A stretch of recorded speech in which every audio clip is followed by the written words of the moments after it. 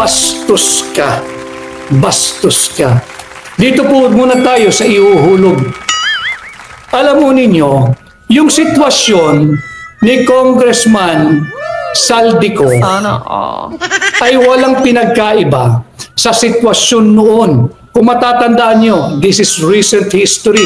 And I'm sure marirecall ninyo, di ba? Si Janet Napoles. Di ba yung PDAF?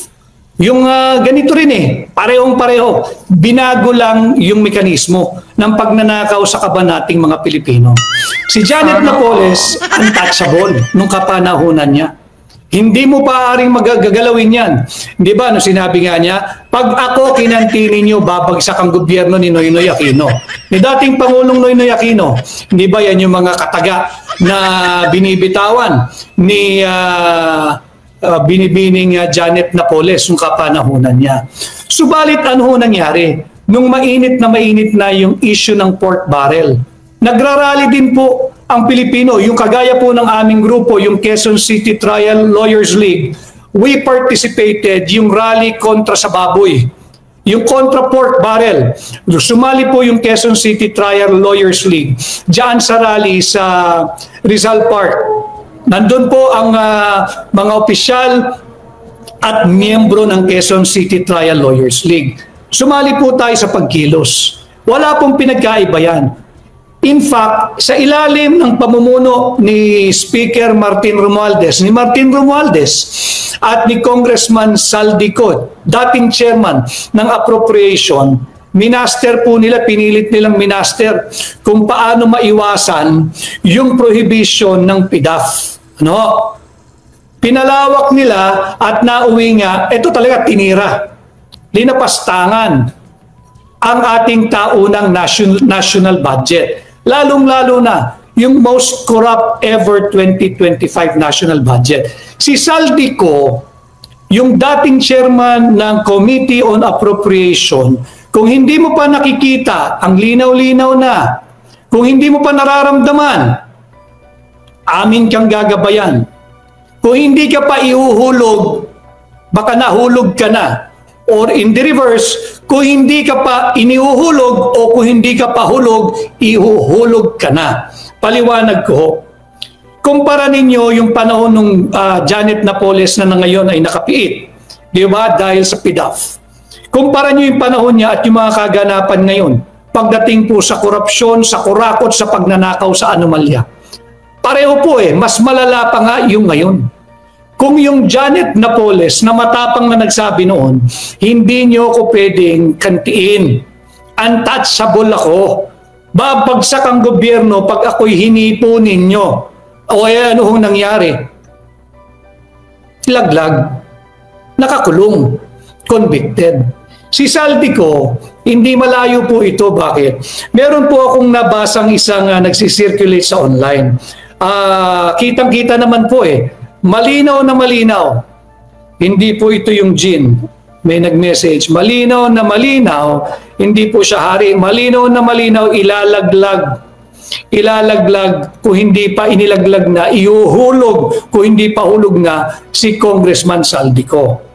Sabi po nung nag-post sa isang umiikot na post sa social media, para lang may kredito doon sa nag-post, yung Cesar Rio Pascual. I have to mention him.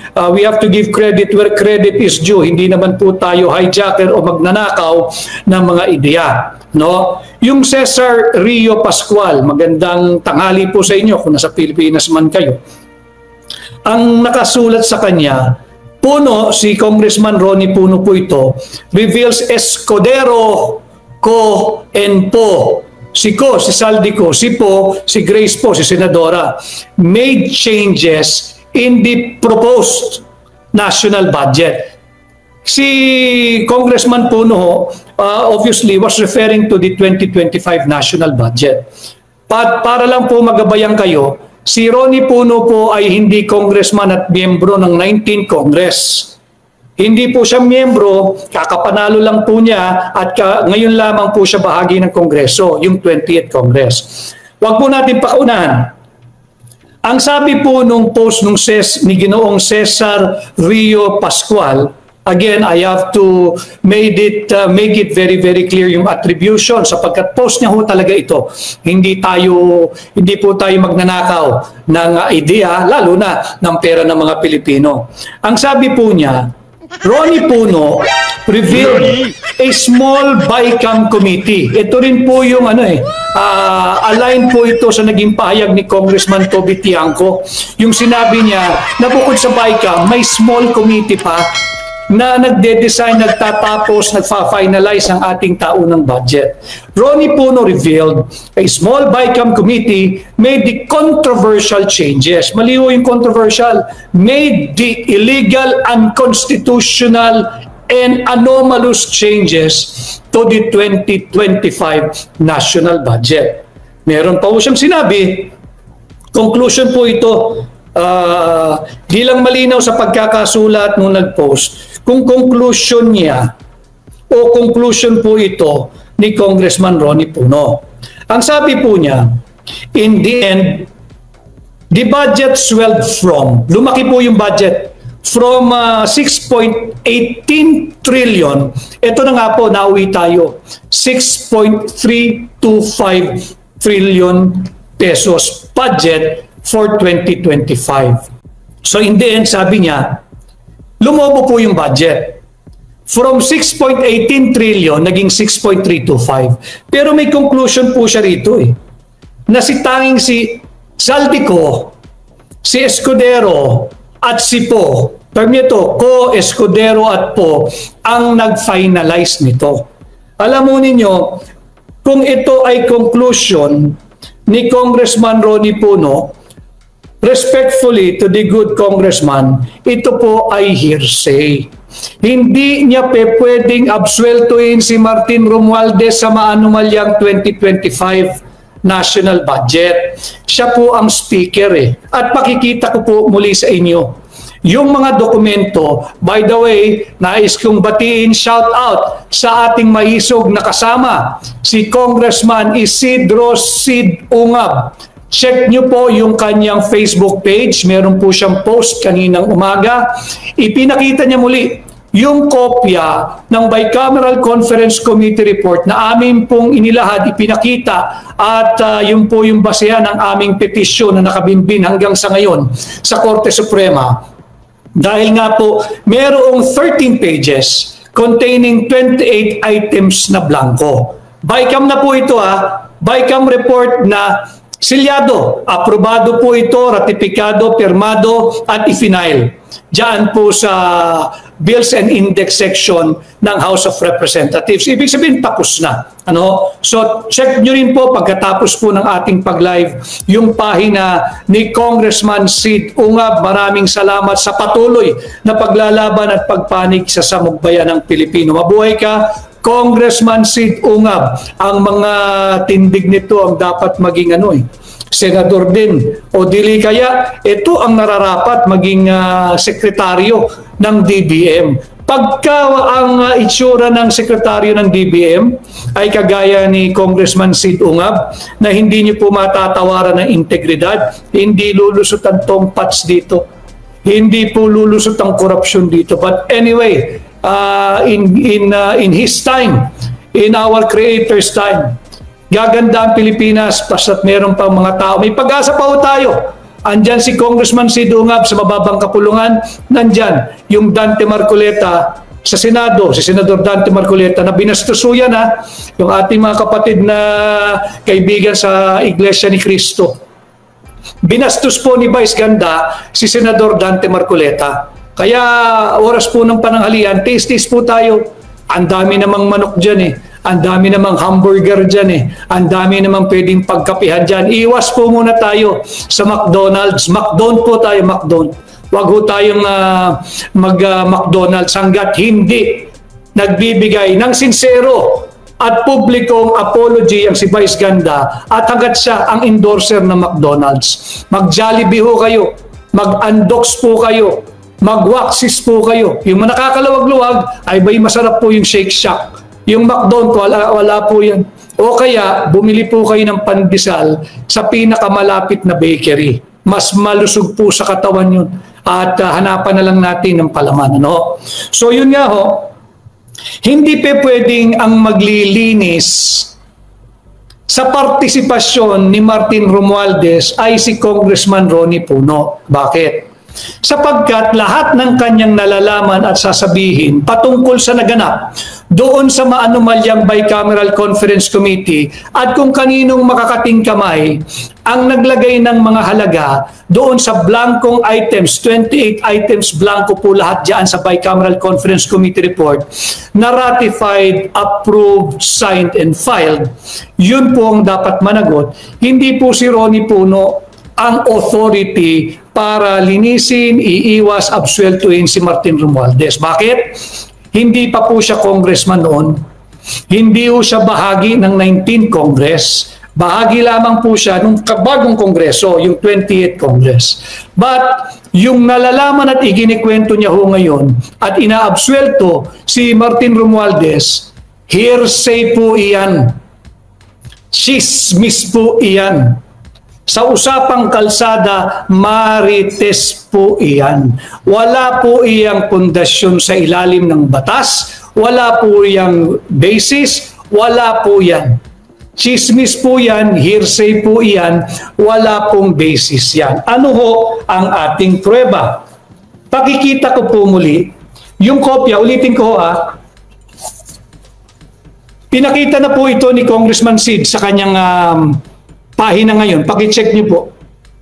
Ito po yung pabalato, yung cover page nung Bicameral Conference Committee report. Pirmado po ito. Pirmado. Makikita natin dito na ito po ay inirmahan ng mga personalidad na nababanggit ni mismong Congressman Ronnie Puno. Tama naman siya yun. Pirmado po ito ni Saldico.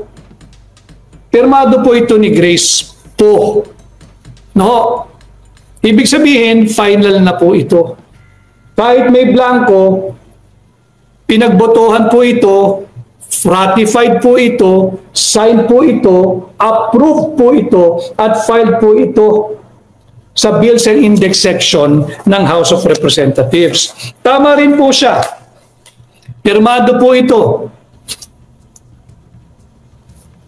Yung ilalim po, pirmado nung kanyang pinatutukuyan na si Senador Chis Escudero, ang Pangulo ng ating Senado. Pirmado po yan.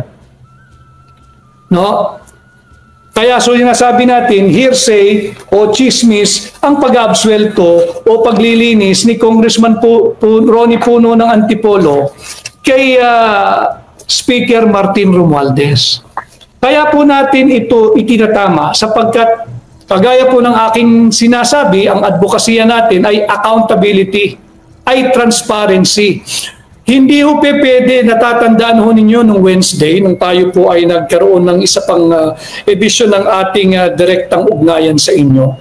Sinabi ko ang istritahiya ng mga nasa administrasyon at ng mga nagtatakip ng maanumalyang 2025 national budget ay yung tinatawag kong 4D. 4D, hindi po 4P, sa 4D. Arang pelikula, 4D, malinaw na malinaw. Yan po yung discredit, dinidiscredit. Yan po yung deny, dinedeny yung participation noong Martin Romualdez. Using another congressman, unfortunately, it will not fly, it will not work, it will not hold water because yung congressman na nag-absuelto kay Martin Romualdez, hindi po bahagi ng 19th Congress, wala po siya sa Kongreso. Wala po siya sa Kongreso. Ipinakita ko po yung dokumento. At ang bahagi ng 4D ay yung deflect, dinideflect, naghahanap ng deflection para hindi sila mapuruhan, inililihis yung mahalagang usaping panlipunan kagaya ng maanumalyang 2025 national budget. At yung panguli, demolish. Kitang-kita naman may ongoing demolition kay Senate President Chis Escudero. Hindi ulitin ko wala kaming diferensya ni Senate President Chis Escudero, magkakilala po kami. Pero hindi po kami magkaibigan kalabisan na ang kining kong kaibigan ko siya dahil hindi naman talaga. Pero hindi po kami magkaaway. Linalagay ko lamang po sa tamang konteksto dahil wala naman po akong obligasyong ipagtanggol siya. Akin lamang ang sinasabi ko, malinaw na malinaw yung 4D na kanilang strategiya pagdating po sa communication at pagtatakip ng mga anomalya sa Marcos administration is in full swing and in full display. 4D, discredit, deny, deflect, demolish. Ano? Kaya lang, hindi pwede na absueltuhin ng isang hindi naman bahagi ng 19th Congress yung speaker noon at speaker pa rin hanggang ngayon ng 20th Congress. Bakit? Hearsay po yun. Chismis. Opinion lang niya siguro yun. Kuro-kuro. Analysis. Pero hindi po iyon may tuturing na mayroong even a persuasive effect. Kanya tama po si Congressman Sid Ungab. Ang sabi niya, kung iimbestigahan talaga yung anomalya sa flood control funds, hindi pwede na ang mababang kapulungan ang mangunguna. O hindi pwedeng ang mababang kapulungan ay bahagi ng investigasyon sapagkat lutong Macau ang mangyayari po dyan. Gigisahin tayo sa sarili nating mantika kung sila-sila lang ang mag-iimbestigahan. Wala pa nga pong investigasyon clear na si Martin Romualdez. Bakit ko sinasabi? Alam naman natin walang mangyayari sa mababang kapulungan ng 19th Congress na walang approval ni Martin Romualdez bilang speaker or leader ng mababang kapulungan. Ganon din ho ngayon. Siya yung speaker the all-powerful speaker of the House. Paano po natin sasabihin walang kinalaman? Nung kami po ay nag-file ng kaso, para po din klaro, dahil nag-uusap po tayo dito ng hearsay, meron po kasi tayong final na kaso, di po ba? Sa Korte Suprema, ito po yan. Naka-receive po yan. Receive ng Korte Suprema. Ayan ho yung stamp. So meron po tayong nakabinbin na kaso, final po natin ito noong January 27. At ito nga po dahil yung anomalyang 2025 national budget. Pinakita naman natin Again, nag-post po sa kanyang pahina si Congressman Sid Ungab nung mga dokumento ng 13 pages, 28 items blanco diyan po sa final ratified, approved, signed and filed 2025 Bicameral Conference Committee Report. Blanco po yan, pakisilip niyo po yung kanyang pahina mamaya as your cross-reference at ito po ipagpapatunay ng pinag-usapan po natin dito, live case po ito. Kaya lang, hindi tayo pwedeng manahimik kasi po sa kagalang-galang nating Korte Suprema, hanggat hindi na po ninyo ina-actionan ito, kitang-kita naman, 4D ang strategiya ng administrasyon. Discredit. Kayo nga po, Korte Suprema, dinidiscredit dahil binigyan nyo ng dismissal, unanimous vote, yung impeachment laban kay Vice President Inday Sara Duterte. Kaya sana sa kasong ito ay muli ninyong ipakita at ipamalas yung tinatawag nating judicial activism of the Supreme Court. Huwag ho tayo magpa-discredit. Huwag tayo magpagamit at tayo yung gagamiting deflection, kayong ginagamit na deflection, at huwag din tayo lalo papayag magpa-demolish. So kaya natin ito linilinaw. Hindi po pwedeng ma-absuelto this early si Martin Romualdez. Prueba. Kung prueba. Nag-request po kami nung enrolled bill. Kasi pag may discrepancy doon sa GAA o yung national budget na napirmahan at pinirmahan ng Pangulo ni Bongbong Marcos, ang ating pong ibabangga supposedly para konsultahin at ang mananaig in case of contradiction doon sa linalaman, doon sa teksto, doon sa figure, doon sa amount, ay yung tinatawag na enrolled bill. Humingi po tayo ng kopya ng enrolled bill. Ito po yung kopya ng enrolled bill. Certified po ito Ito po yung certification. Lapit ko para makita ninyo. Certified po yan. Ito, yung kopya ng enrolled bill. Certified po yan. Pirmado. Certified po ito ng House of Representatives, Legislative, Archive, and Museum Management Office. No? Each and every page. Kaya po namin sinasabi na talagang sinalaula itong 2025 national budget. So, I am not sorry for the term. Hihingi lang ako na excuse. Excuse me for my friends. Tinarantado po talaga yung 2025 national budget. Yung enrolled bill, final po nila, walang pirma. Dapat po yung enrolled bill, no, pipilitin kong ibaba po yung yung technicality nito. Yung enrolled bill dapat po pirmado ng Senate President, pirmado ng House of Representative Speaker, si Martin Romualdez po yan, si Secretary of the Senate, at ito pong Secretary General. Ito po yung dahilan kung bakit na-dismissan ng kaso yung mga kongresista dahil astang congressman po ito Inipit niya yung yung tatlong impeachment at pinatakbo niya yung fourth. So ito pong dapat, itong apat, dapat po yan may pirma. Si Bongbong Marcos, yung Pangulo, wala po dapat pirma yan. Kasi nga po yung enrolled bill pa lang ho yun. Pagka ito po'y pinirmahan, yung enrolled bill yung po yung dinadala sa Malacanang para pirmahan ng Pangulo. Dapat po yan, pirmado ng apat, ito talaga walang pirma. Dahil ang option ng Pangulo, pwede niyang pirmahan, i-approve niya, o i-veto niya in whole, or i-veto niya in part. No? Sertipikado rin po yan pirmado. Para lang din alam ninyo. So, hindi maaring ignorante si Martin Romualdez dito sa maanumalyang 2025 national budget. No?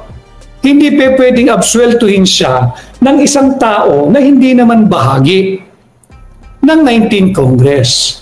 Bukod pa ho riyan, hindi ko lang umaanap yung isa kong sulat, pero yung tugon po, ako po ay sumulat sa Senado at sa mababang kapulungan noong February pa of this year.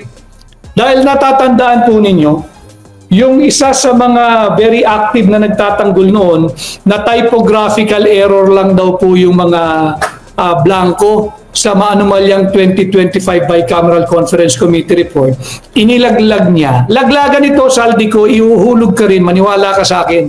Nung una, bahagi ka pa nung inyong grupo, nung inyong sindikato, yung inyong mafia ng pondo ng pera ng Pilipino. Ang inilalaglag ninyo para to help you recall, ang inilalaglag ninyo, ang direksyon mo nila, ibinubuntong ang sisi sa mga miyembro, yung matitino, mararangal na empleyado ng Senado at ng mababang kapulungan na ang tanging pagkakasala dahil mga magagaling sila at old-timer at maalam sa tamang proseso ng budget, naging bahagi sila ng technical working group.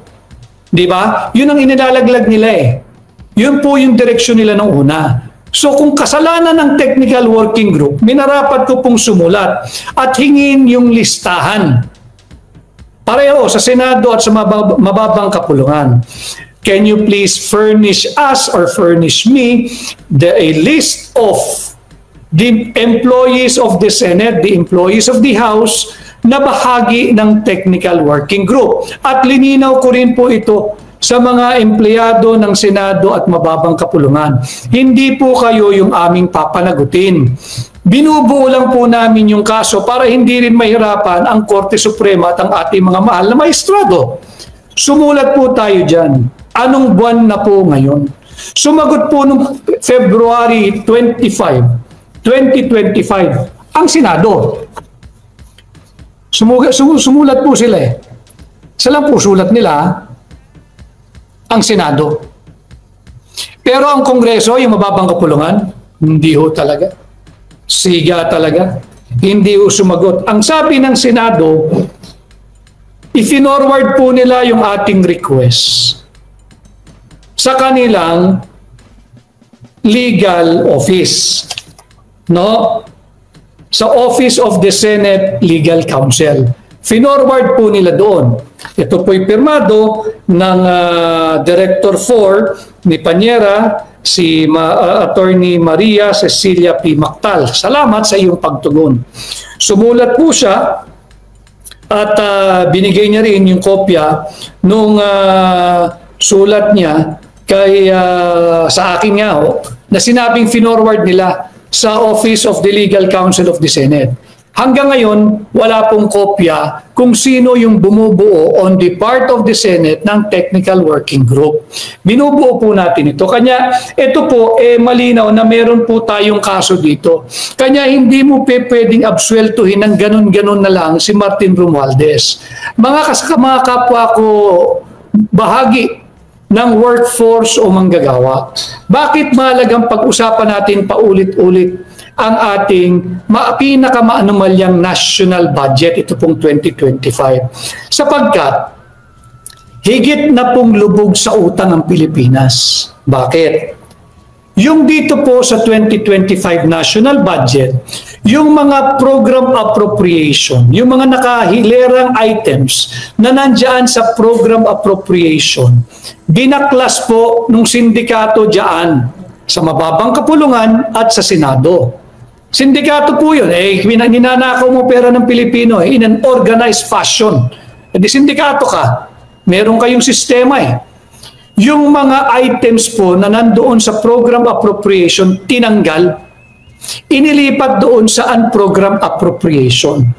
At yung mga items doon sa unprogram appropriations, yun po yung linagay sa program appropriations. Muli, dito po sa ating pahina, sisikapin kong pasimplihin yung mga usaping panlipunang mahalaga para lahat po kayo ay bahagi ng ating ugnayan, makabuo kayo ng inyong malaya, independent, solo, malaliman, intelektual at maisog na opinyon at paninindigan. Hindi kinakailangan sang-ayon kayo sa akin I always welcome dissent. Okay po iyan. I welcome the trash talkers dito po sa ating pahina sa TikTok. Kaya lang, yung small mind po, we don't have time for you. Sorry, but salamat at nandyan kayo at nanonood. No? So, kailangan malinaw po sa atin yun. Base po doon sa BESF. Ano po yung BESF? Yung Budget of Expenditure and Statement of Financing. Importante po ito Ito po yung kasama doon sa mga dokumentong ibinibigay ng Pangulo ng Pilipinas sa Kongreso tuwing budget season. Ito po yung statement kung saan tayo kukuha ng pondo, ano po yung ating katayuang pinansyal, malusog pa ba, uutang pa ba tayo.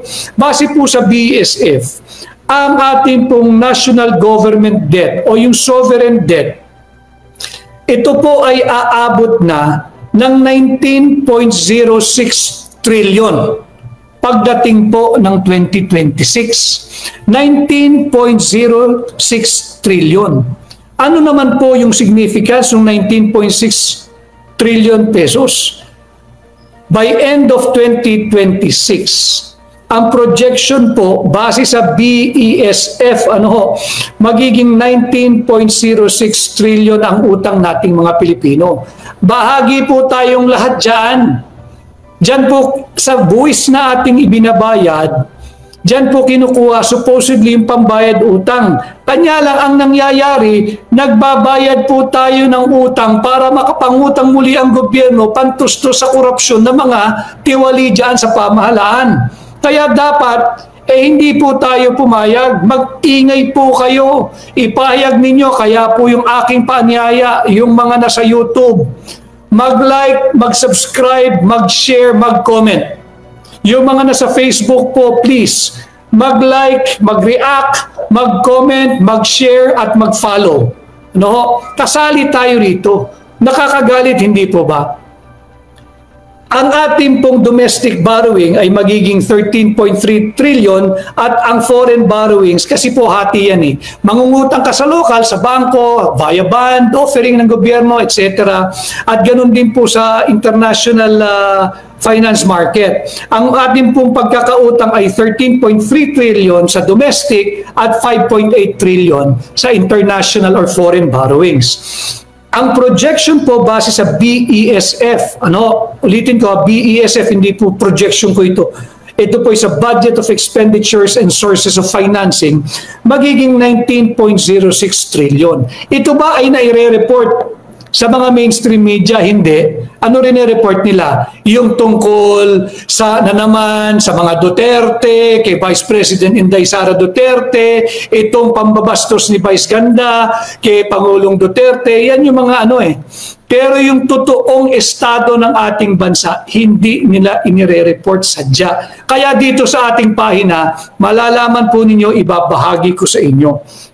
So bakit po importanteng maintindihan natin?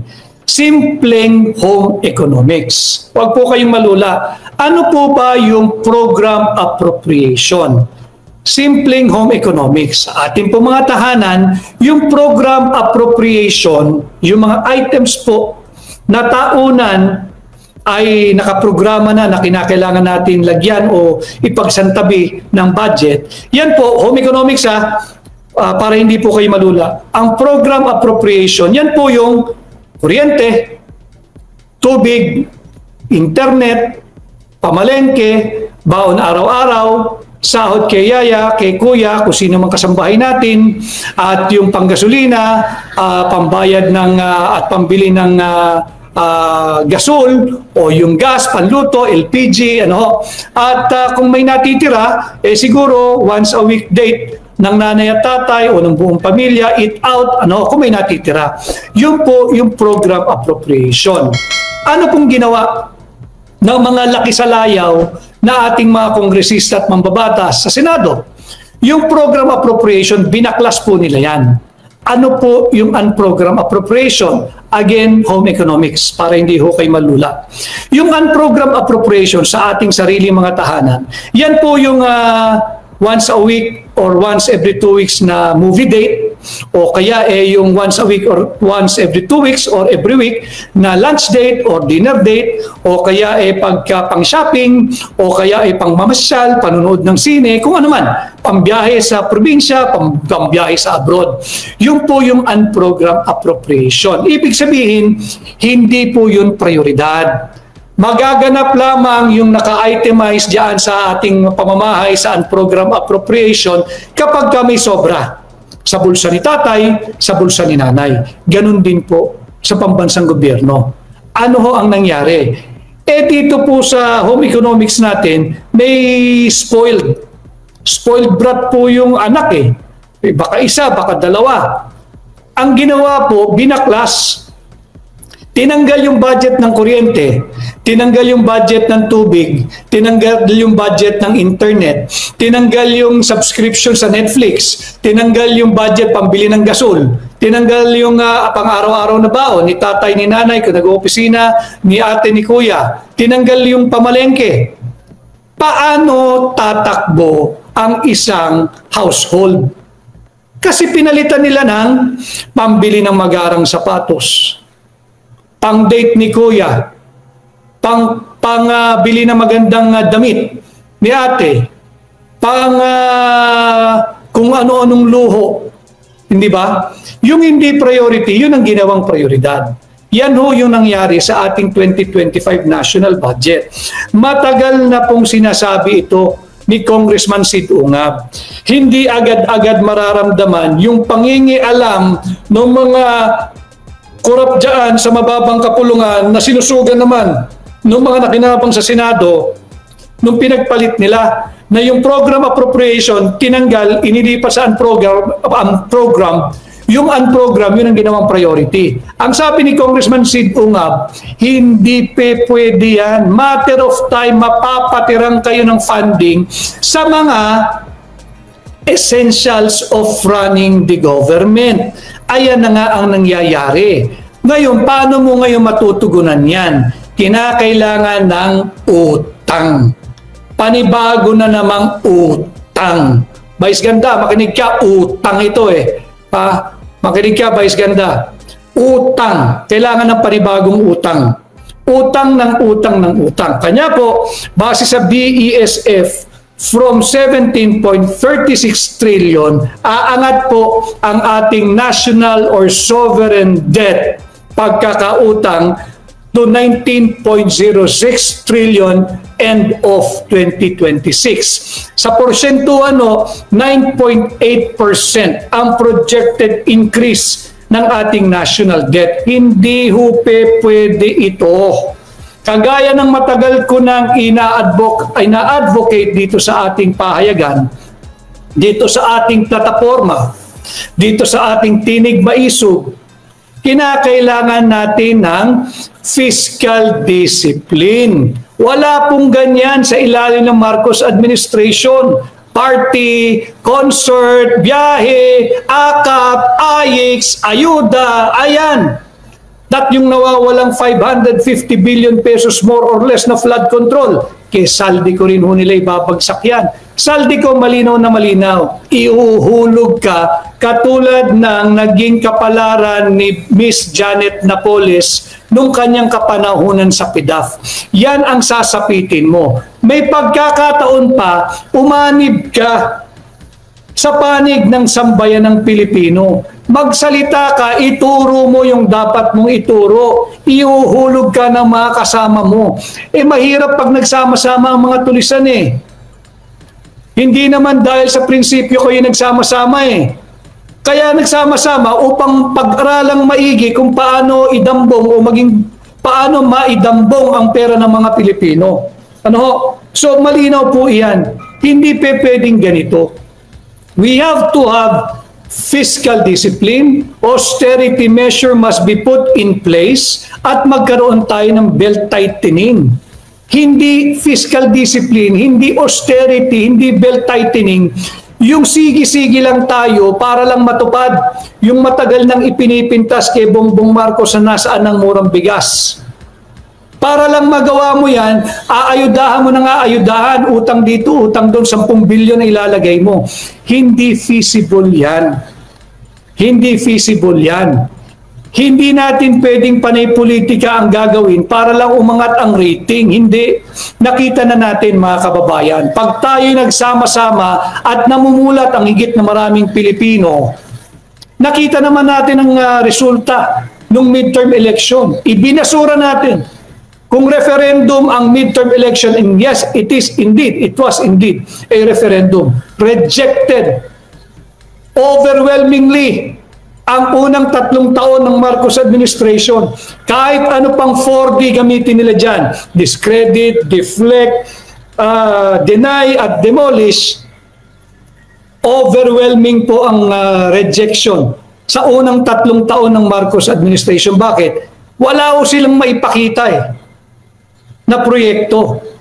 Nagyabang ng 2024 SONA, mayroon daw 5,500 flood control programs. Ano nangyari? Bumaha. Agad-agad finak-check ng kalikasan. Malungkot, 200 Pilipino dyan sa Bicol patay.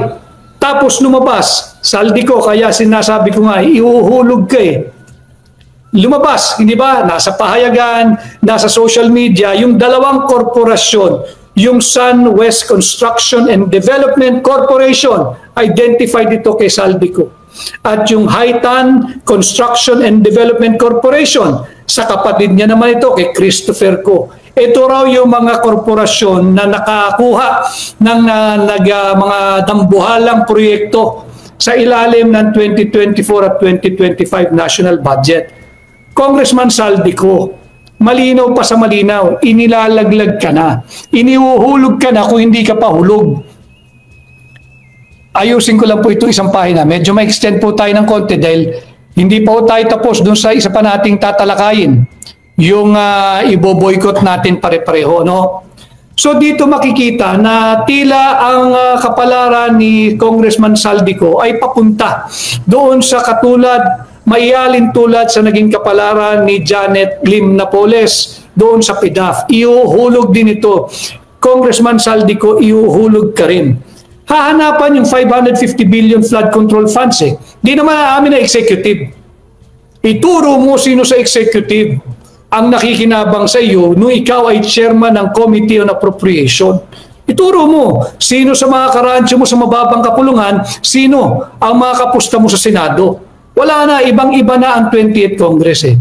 Whether you admit it or not, ibang-iba na. Hindi ito kagaya ng 19th Congress kung anong gusto ng mga naghahari-harian, nila nga nasusunod. Merong seat ungab sa mababang kapulungan at may Senador Dante Marcoleta sa Senado na binastos ni Vice Ganda, mga kapatid nating Iglesia ni Cristo. So yung dalawang daang Pilipinong namatay ng baha sa Bicol, hindi ho libre yun. Buhay po ng tao yun eh. Yung nagtaasang naapektuhan ng leptospirosis, hindi rin po libre yun. Buhay ng tao, kalusugan ng tao yan eh. Bakit ba nagkaroon ng leptospirosis? Baha. Baha at higit na baha. Bakit? Wala yung flood control program eh, na sinasabing libo-libo. Kung libo-libo, hindi natin sinasabing mawawala ang baha. Mula tuhod sana, naging talampakan na lang. Hindi eh. Mula talampakan hanggang dibdib, minsan lampas tao pa. So talagang walang flood control program sa ilalim ng Marcos administration. At hindi rin libre ang executive department dyan. May pananagutan din sila, ang DPWH, ang MMDA, ang DBM. Kaya yung DBM, yung kanilang mga propaganda lately, hindi ka makakalibre. Hindi ka makakalibre. Dito sa ginawa ninyo, sinalaula ninyo yung 2025 national budget. So dapat magkaroon tayo ng fiscal discipline, austerity measure must be put in place. Tanggalin na yung foreign travel na yan. Wala namang naiuwi yung pledge. Ano yung pledge? Pangako lang yan eh. Sa tingin mo, tutuparin? Wala nang tutupad dyan. At yun nga yung belt tightening. Yung mga concert sa Malacanang, anong naipala niyan? Gastos ng Pilipino yan eh. Yung pabiyahe-biyahe, anong nangyari? Laki-laki na entourage. May naiuwi ba? Meron bang naitulong sa mga existing industries? Wala naman eh. Tingnan ninyo yung mga news online. Higit na dumarami yung mga walang trabahong newly graduates. Kawawa po yung ating mga kabataan. Hangad ko na tumino ang ating gobyerno.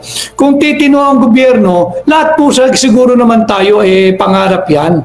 Lahat ng mga nakabiyahe na, lahat ng mga Pilipino sa labas ng bansa, pangarap po na umunlad ang ating bansa. Pero kung ganito ang patakbo sa ilalim ng Marcos administration, higit po tayo mapapag-iwanan. Kaya dapat po lahat tayo kasali, magpahayag po kayo ng inyong saloobin, ng inyong sentimiento, iparinig ninyo, maging aktibo sa social media. Hindi po namin kaya mag-isa ito. Hindi ko po kaya mag-isa ito. Ako nga nandyan na, nagbabanta na sa aking mismong kabuhayan yung isinampang disbarment. Wala naman po yun. Yung ang pangalan ay Jason Binay Suarez. Banggitin din natin, gusto niyo magpapansin, magpasikat at sumikat, pasikatin natin. Maraming salamat po pala bago ako magpatuloy. Yung One Bangsa Moro Movement, yung mga kapatid po natin sa Mindanao, pinadalan po ako ng kanilang link dyan sa kanilang Facebook page. Nagpayag po sila ng kanilang unwavering support at paniniwala sa akin at naninindigan sila kasama ko at tinutuligsa, kinokondena ang ginawang malisyosong pagsasampa ng non-lawyer na disbarment case laban po sa inyong lingkod. Maraming salamat, One Bangsa Moro Movement. Yung mga kapatid nating Muslim, salamat. At I hope to see you soon. Magkape tayo, pero wag sa McDonald's. Para malinaw tayo. Hanggat nandyan si Vice Ganda, boycottin ninyo ang McDonald's. Parang awa nyo na. Kinutya tayong lahat. Ginagawa tayong mangmang. So, yun po, si Saldico, speaking of, umiikot din ito. Hindi pwedeng palampasin. Dahil yung utang po natin from 17.36 trillion, lolobo po ito by the end of fiscal year 2026 at magiging 19.06 trillion.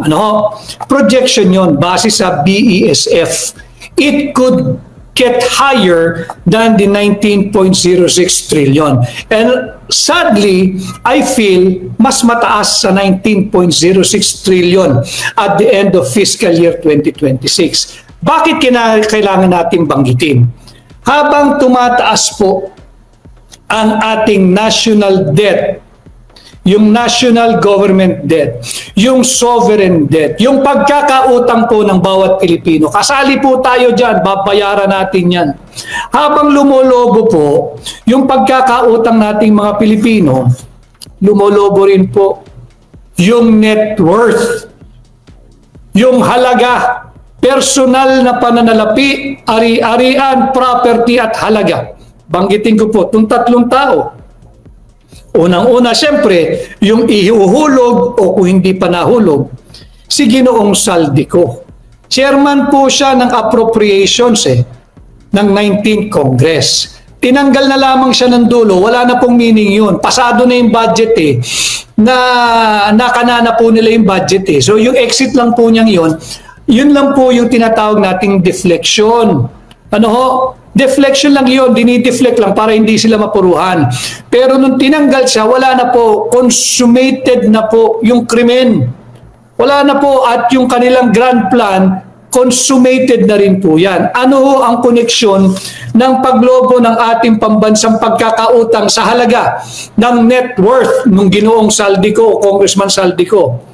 Base po doon sa umiikot sa mga social media, yung 2022, ang net worth daw po ng Saldico ay 236.7 million.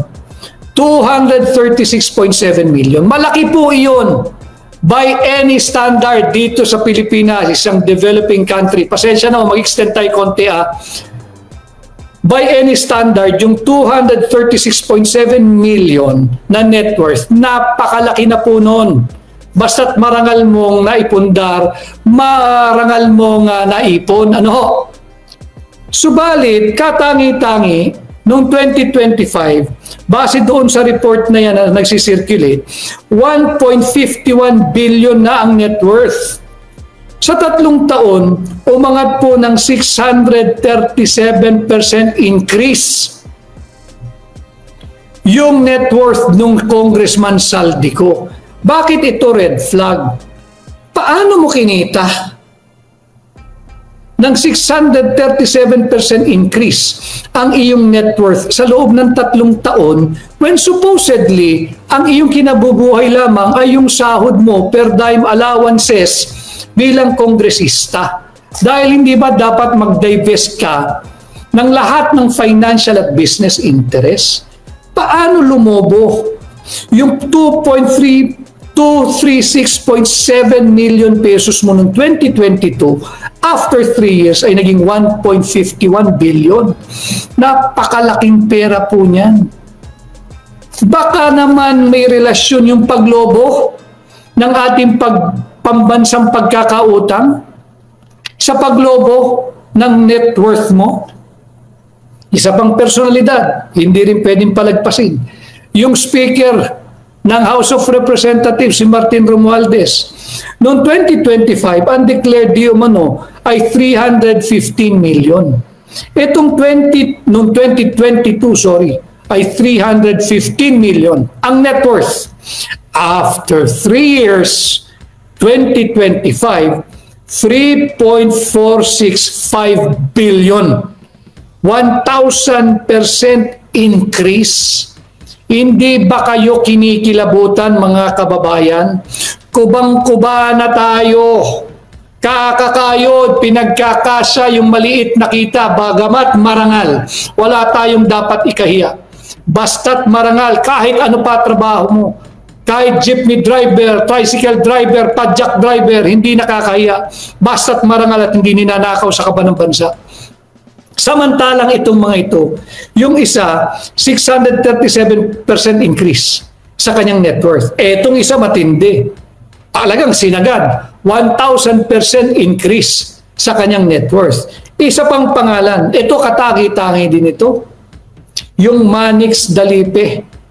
2022, 203.7 million. Again, yung 3.7 million, mapakalaki na po nito. Mabubuhay na hanggang apo mo rito. Hindi naman siguro ka apo-apuhan. kalabisan naman yun dahil tumataas po yung halaga ng bilihin, inflation, lahat. Pero hanggang ako, simpleng buhay, sobra-sobra po ito. After 3 years, from 2022 to 2025, yung 203.7 million, naging 1.49 billion ang kanyang net worth. 1.49 billion in 3 years. 733% increase. So dito, magtanong po kayo. Sapagkat ang mamamayang maalam, hindi po basta-basta mabubudol na. Nasimulan na po natin itong advokasya natin nung kampanya. Nagbunga po nung halalan. Ibinasura natin at tindi ng rejection sa referendum na naganap. 3 na nga lang ang kandidato ng administrasyon. 3 lang naman talaga. 3 lang naman ang PFP kandidato 3 lang ang kandidato ng administrasyon. 12 yung pinagtatalo ng pwesto sa Senado. Ni isa po roon ay walang naipapanalo yung Bongbong Marcos. Ano ibig sabihin? Mulat na ho ang sambayan ng Pilipino.